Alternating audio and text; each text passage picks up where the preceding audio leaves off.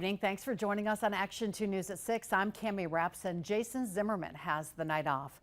Today marks 5 months since 3-year-old Elijah Vue was reported missing from Two Rivers. It's a story we have followed since February 20th with a first alert about the Amber Alert looking for that little boy. He was reported missing from the 3900 block of Michicot Road in Two Rivers. Local police and law enforcement partners from across the state searched extensively for Elijah, including physical searches of farm fields, bodies of water, and drone searches from the air. Volunteers also help with searches, but Elijah remains missing. Jesse Vang reported Elijah missing. He's the boyfriend of Elijah's mother, Katrina Bauer, who brought the boy to Vang because she thought he was misbehaving, according to authorities. Both Bauer and Vang are charged with chronic child neglect in Manitowoc County.